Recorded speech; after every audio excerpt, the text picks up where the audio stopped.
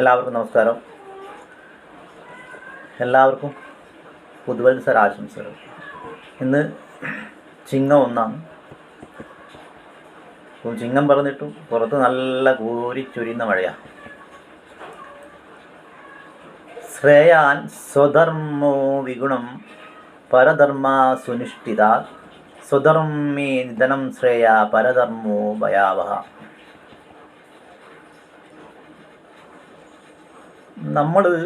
നമ്മളായിട്ട് തന്നെ ഇരിക്കുക. നമ്മളെ സത്വം എന്താണോ അതായിട്ട് തന്നെ നമ്മൾ ഇരിക്കുക. അല്ലാതെ നമ്മളിൽ നിന്ന് വിഭിന്നമായിട്ട് ഓരോരുത്തർക്കും ഓരോ വ്യക്തിത്വമുണ്ട്. അവനവനെ ഇഷ്ടപ്പെട്ട അവനവനെ ഇഷ്ടപ്പെട്ട രീതിയിൽ നടക്കാനുള്ള സ്വാതന്ത്ര്യം നമുക്കുണ്ട്. ചിന്തിക്കാനുള്ള സ്വാതന്ത്ര്യം നമുക്കുണ്ട്. എന്താണോ നമ്മളെന്താണോ ഇതാക്കുന്നത് ആ വഴിയിലൂടെ നടക്കാൻ സ്വാതന്ത്ര്യമൊക്കെ നമുക്കുണ്ട്. അപ്പോൾ ആ സ്വയം അത് തിരിച്ചറിഞ്ഞിട്ട് അതിലൂടെ ചരിക്കുക.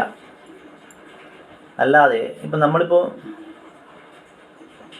ഞാനെന്ന വ്യക്തി ഞാനിപ്പോൾ ഒരുപാട് മാലയും ഇതുപോലത്തെ ഷാളൊക്കെ ഇടുന്ന എനിക്ക് എതിർക്കുന്ന പലരും ഉണ്ട്. അത് എൻ്റേതായിട്ടുള്ള സ്വാതന്ത്ര്യമാണ്. എൻ്റെ എന്താ പറയണ്ടത്, ഞാൻ എന്താണെന്നോ ആഗ്രഹിക്കുന്നത് അതാണ് എന്നിലൂടെ പുറത്തു വരിക. അങ്ങനെയല്ലേ? അപ്പം നമ്മൾ സ്വയം വഞ്ചിക്കരുത്. നമ്മൾ സ്വയം നമ്മുടെ ഇഷ്ടത്തെ അല്ലെ നമ്മുടെ സ്വരൂപത്തെ നമ്മൾ വഞ്ചിക്കാതിരിക്കുക. നമ്മളായിട്ട് തന്നെ ഇരിക്കുക. കാരണം ഒരു വഞ്ചനയ്ക്ക് നിങ്ങളെ ഒരിക്കലും പൂർത്തീകരിക്കാൻ സാധിക്കില്ല. അവനവൻ സ്വയം വഞ്ചിച്ചു കഴിഞ്ഞാൽ അതൊരിക്കലും ഒരു പൂർത്തീകരണമാവില്ല. കൃഷ്ണൻ അർജുനോട് പറയുന്നുണ്ട്, നിന്റെ സ്വന്തം പ്രകൃതി നീ അന്വേഷിക്കുമെന്ന് പറയും. അപ്പോഴേക്കും നിനക്ക് നിന്റെ മാർഗം കണ്ടെത്താനാകും. അതുപോലെയാണ് ആദ്യമായി അവനവൻ്റെ കഴിവ് എന്താണെന്ന് കണ്ടെത്തുക. അല്ലാതെ മറ്റുള്ളവരിൽ എന്താണ് ഉള്ളത് എന്ന് അന്വേഷിക്കല്ല വേണ്ടത്. ആദ്യമായിട്ട് നിനക്ക് എന്തായിത്തീരാൻ പറ്റുമെന്ന് നീ അന്വേഷിക്കുക. നീ എന്തായിത്തീരണമെന്ന് നീ തീരുമാനിക്കുക. എന്നിട്ട് ആ ദിശയിൽ പ്രവർത്തിക്കുക. അന്നേരം തന്നെ നമുക്ക് ദുഃഖങ്ങൾ ഉണ്ടാവില്ല. എല്ലാ ദുഃഖങ്ങളും നമ്മളിൽ നിന്നും മാറിപ്പോകും.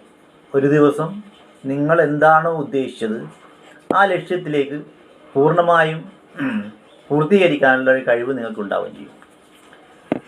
അതാവേണ്ടത്. കാരണം അല്ലാതെ നമ്മൾ മറ്റുള്ളവർ നടക്കുന്നത് നോക്കിയിട്ടോ അല്ലെങ്കിൽ അവൻ ഇന്നേതാണല്ലോ ചെയ്യുന്നത്. കാരണം ഓരോ വ്യക്തിക്കും ഇവിടെ ചെയ്തു തീർക്കാൻ ഒരുപാടുണ്ട്. അവൻ വരുമ്പോൾ തന്നെ പറയും, നിനക്ക് ഇന്നേ നിയോഗങ്ങളൊക്കെ ഇവിടെ കൽപ്പിച്ചു വെച്ചിട്ടുണ്ട്, ഇതൊക്കെ നീ തീർക്കണം. ഇതിലൂടെ നമ്മൾ ഓരോരുത്തരും ഇവിടെ എത്തുന്നത്. അപ്പോൾ എൻ്റെ വഴി എന്താണെന്ന് എനിക്ക് നല്ല ബോധമുണ്ട്. അതുകൊണ്ടാണ് ഞാൻ ഈ വഴി ചരിക്കുന്നത്. അപ്പോൾ അതിനെ എതിർക്കാൻ പലരും ഉണ്ടാവും, കുറ്റപ്പെടുത്താനുണ്ടാവും, പരിഹസിക്കാനുണ്ടാവും. ഇതൊക്കെ ഉണ്ടാവാം. നമ്മളിതൊന്നും ഗൗനിക്കേണ്ട ആവശ്യമില്ല. കാരണം നമ്മളെന്താണെന്ന് നമ്മൾ മനസ്സിലാക്കുക, നമ്മുടെ ലക്ഷ്യം എന്താണെന്ന് നമ്മൾ കണ്ടെത്തുക, ആ ലക്ഷ്യത്തിലൂടെ മുന്നോട്ട് പോവുക. അങ്ങനെയാകുമ്പോൾ നമുക്ക് ദുഃഖങ്ങളുണ്ടാവില്ല, പരാജയങ്ങളുണ്ടാവില്ല. നമ്മൾ ആ ലക്ഷ്യത്തേക്ക് എത്തുകയും ചെയ്യും. ഇത്രമാത്രമാണ് ഇന്ന് പറയാനുള്ളത്.